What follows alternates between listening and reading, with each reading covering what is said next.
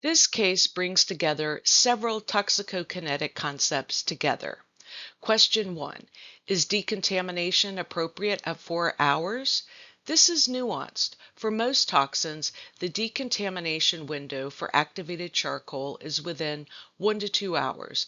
At 4 hours post-ingestion, significant xylitol has already been absorbed, especially in a cat that ingested it without food. Emesis is unlikely to help at this point, and the cat is already hypoglycemic. Vomiting could worsen hemodynamic instability. For xylitol specifically, activated charcoal does not bind xylitol well, so charcoal isn't useful here. The answer, no. Effective decontamination window has passed. Focus on managing absorbed toxin effects. But this is also a teaching point. If this cat had presented at 30 minutes post-ingestion with stable mentation and glucose, emesis would have been appropriate. The decision to decontaminate is always time sensitive. Question 2. Normal liver enzymes at 4 hours is not reassurance. It's a timing issue. In xylitol toxicosis, hypoglycemia appears first and acutely, driven by insulin release. Hepatotoxicity, which occurs in dogs more reliably than cats but can occur, typically develops over 12 to 24 hours as hepatocellular injury evolves.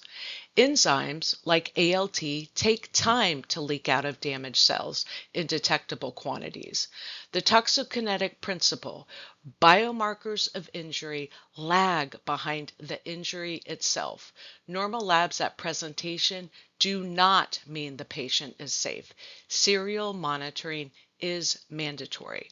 Note: cats appear less susceptible to xylitol-induced hepatotoxicity than dogs, but profound hypoglycemia is a serious and potentially fatal acute complication in any species.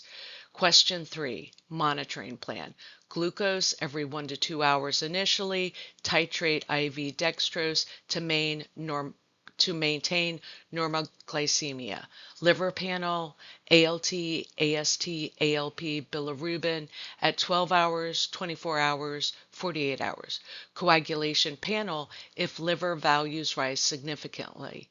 Electrolytes, cardiovascular monitoring. Hypoglycemia-induced arrhythmias are a risk. Urine output. The patient should be hospitalized for a minimum of 24 to 48 hours. To sum it up, ADME is your framework for understanding the timeline and trajectory of any toxic exposure. You don't need to memorize specific numbers for every toxin. You need to understand the principles well enough to reason through unfamiliar cases. The decontamination window is real and finite. Act fast or accept that the toxin is absorbed. Bioactivation reminds us that the liver, our primary detoxifier, can sometimes create the very problem it's trying to prevent. Half-life gives you a timeline. Use it. And always, always, serial lab work. One normal result at presentation is not a discharge note. Toxin-induced organ injury evolves over hours to days. In Talk 3, we're going to zoom in on the major organ systems, starting with the liver, kidneys, and GI tract. We'll look at how toxins specifically target these systems and what the clinical picture looks like. See you there.